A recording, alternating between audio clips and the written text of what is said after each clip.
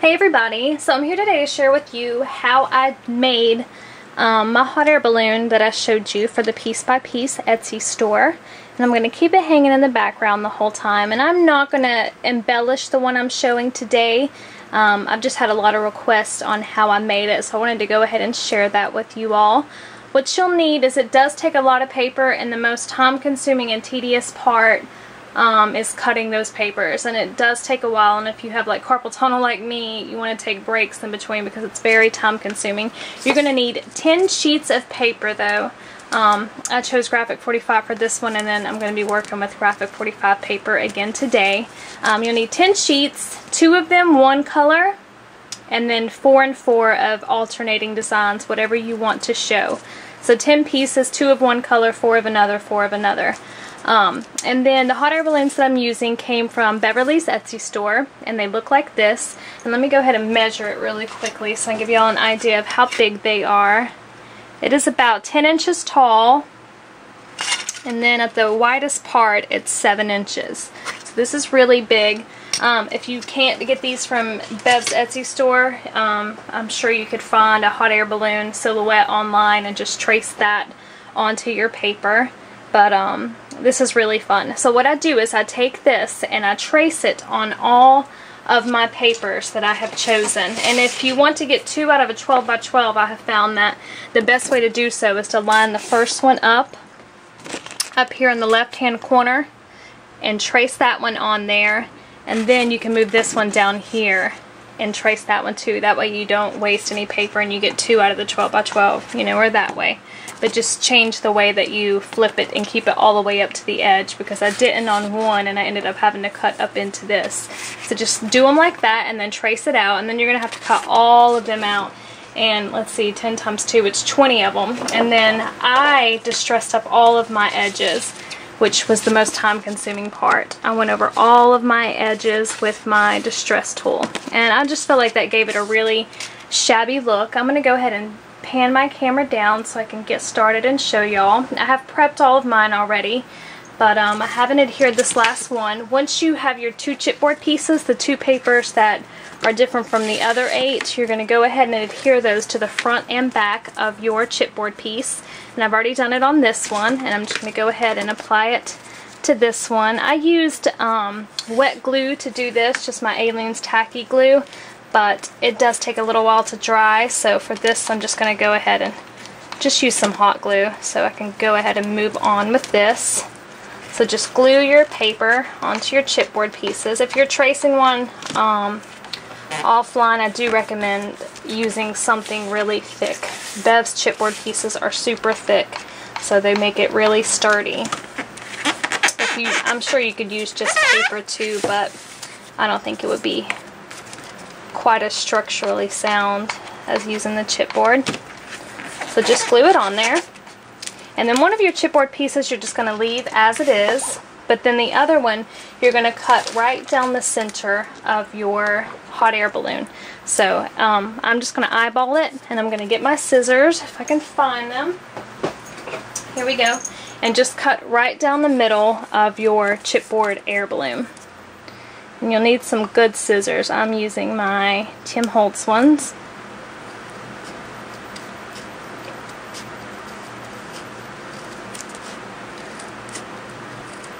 And this is a really thick chipboard, so you do have to kind of work it to get it to cut.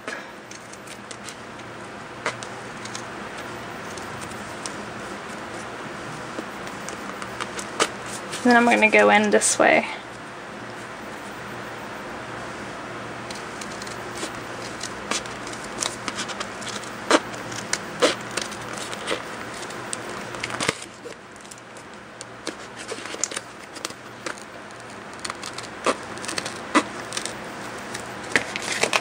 Okay, once you have that cut, you want to try to make sure you got a clean edge here. If you need to sand it to get any of the little, if there's any jagged pieces, I have one little one right there. You can sand that off so that it adheres better. And it's good to use wet glue, because the hot glue, obviously I'm creating a little pocket there. So definitely use some kind of wet glue, or thoroughly go over it with your ATG gun tape, whatever you choose to do. You need a really flat edge, so I'm going to trim this one up a little bit because it's a little bowed. got a curve to it, and we need this to sit flat on our other hot air balloon. So just kind of test it out and see if it's going to fit and rest on there, because we're going to be gluing this down, and mine needs to be trimmed just a little bit more up in this area. Oops, sorry y'all. So I'm just going to get that curve out of it.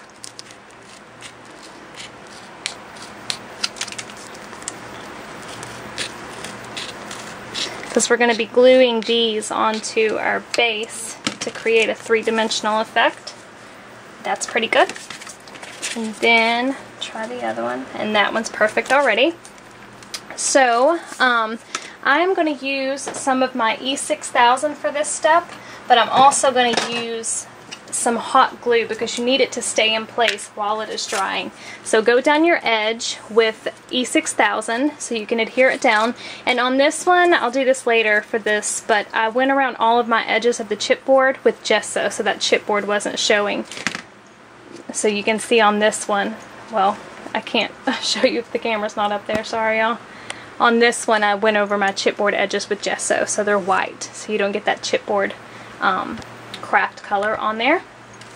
Okay, so just take the E6000 and just put a little bit all the way up your little cut edge here. E6000 is really strong. Leave a couple of gaps here and there because that's where you're going to put your hot glue, and the hot glue will help it to stay upright while the E6000 is drying. So just put a decent amount on there, and then go in where you left your little areas out and put a little bit of hot glue, not too much because we don't want it to seep out.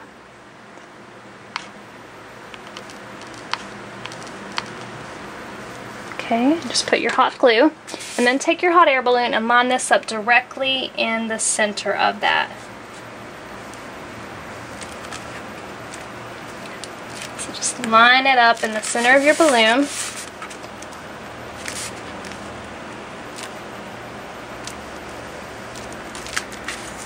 And then let your hot glue dry.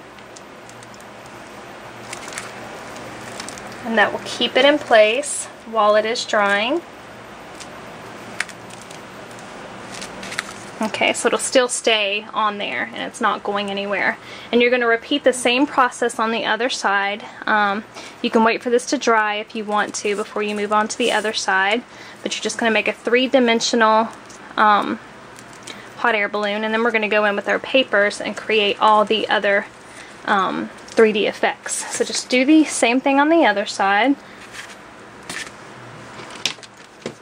And just go, I've got a little piece of my paper coming up right here, so I'm just going to hot glue that down. Okay. And then just same thing, go with your hot glue, or your E6000. Just leaving little spaces. And all the trims I used on mine, which I feel really made the hot air balloon, come from Beverly's Etsy store, especially the Maya Road one that's going all the way around the top of it. It just looks like a banner, so it's just very suiting for the hot air balloon.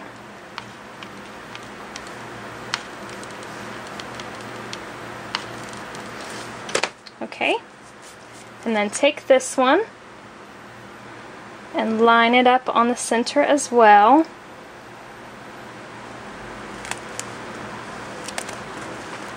Right in the center of it, and just hold it tight until it dries, until the hot glue catches on there.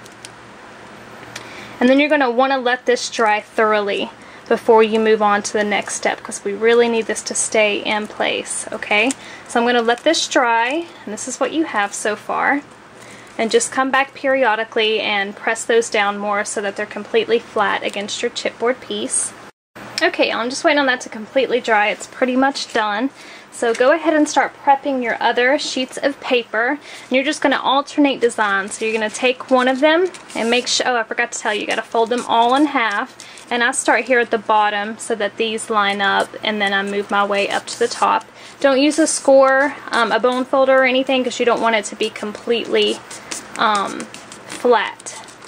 So just start taking them and setting one inside of the other, just alternating the hot air balloon paper and just setting them down in there. And then you're going to glue those in there, and you're going to keep doing so. So I'm just going to use hot glue. Excuse me, y'all, I keep bumping the camera.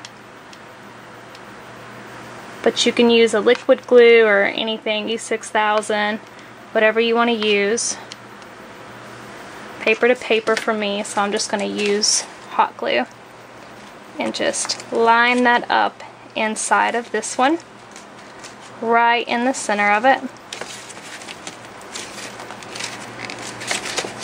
And then close it up and just kind of go down the fold again, and then I'll really press that hot glue in there so that when you open it up it's like this.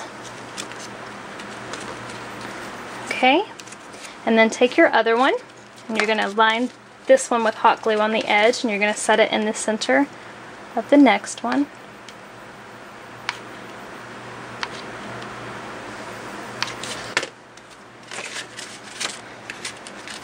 Right in the center of it.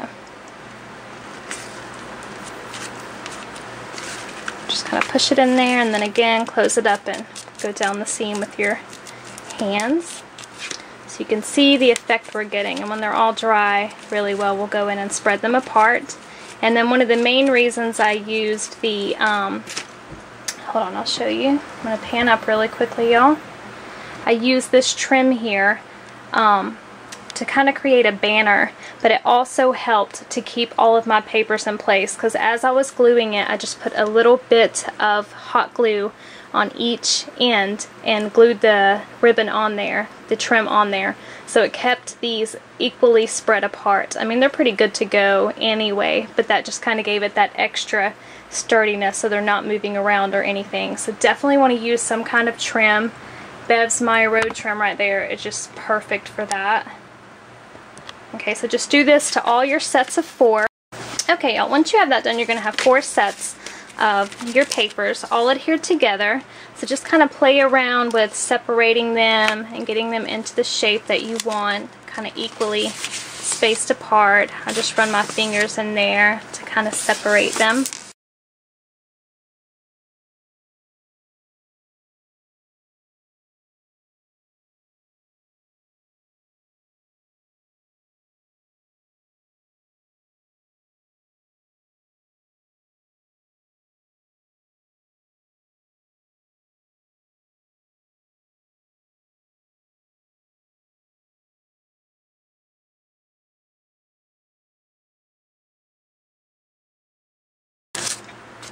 Okay, now what you're going to do is you're going to take your chipboard piece. It's completely dried, and as you can see, it's got 4 little compartments all the way around. It's very sturdy now, nothing's going anywhere. So what I'm going to do is you're going to go one at a time, and you're going to glue these into a compartment, 1 per compartment. So you can see how it's going to start shaping up. Again, I'm just going to use I'm going to use a little bit of E6000, and then I'll use the hot glue as well, because you really want these to stay in there.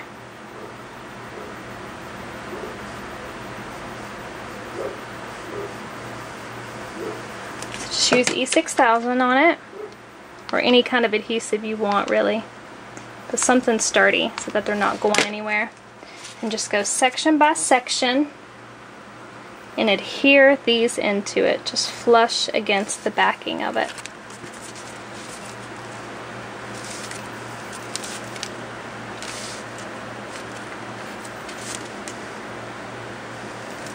Just hold it in place until the hot glue dries.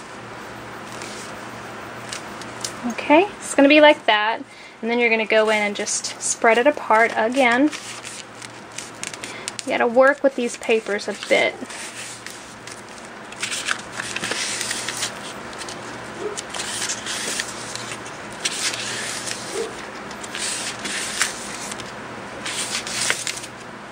Okay, so you can see how it's starting to form now.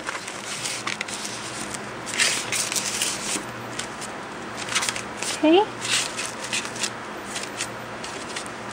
Okay, so each compartment is going to look like that, and I'm just going to go ahead and do that, and I'll be right back.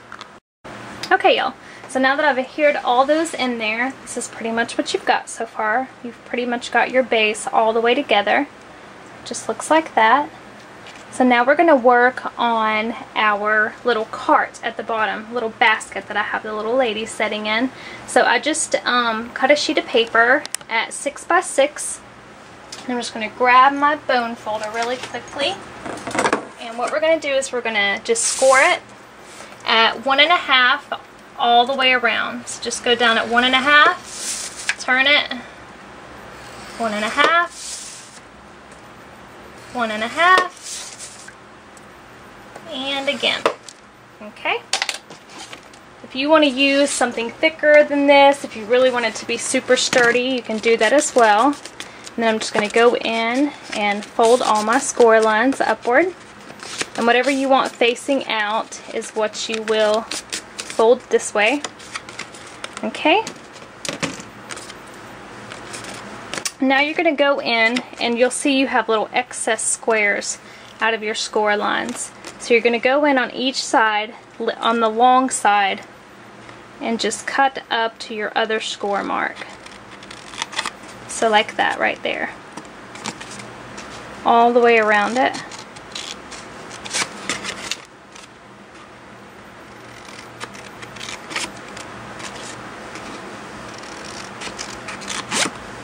Okay, just like that. That's what it'll look like.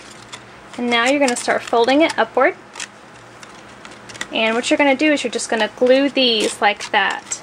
Pull each one up and glue this flap to the back one. I'm just going to use hot glue. It's paper to paper. It'll hold really well. Just press it really good. Move that out of the way. And then do the same thing on the other flap. Just folding it up.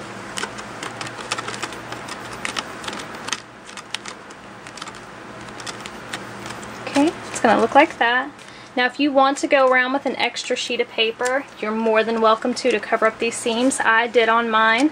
I went in with an extra sheet of paper after I had it all folded up, and I cut it to size and I adhered it all the way around the basket because it just made it look pretty, and it was more sturdy with the double cardstock.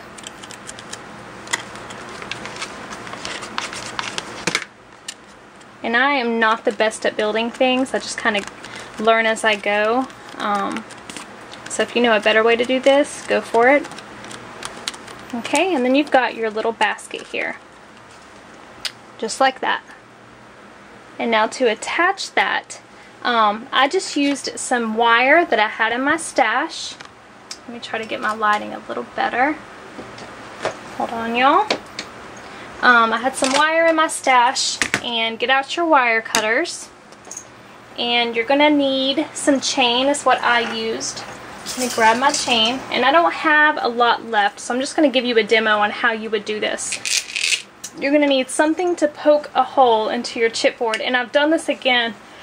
I told myself that I was going to poke my holes in my chipboard before I adhered these in there, and I forgot to do that.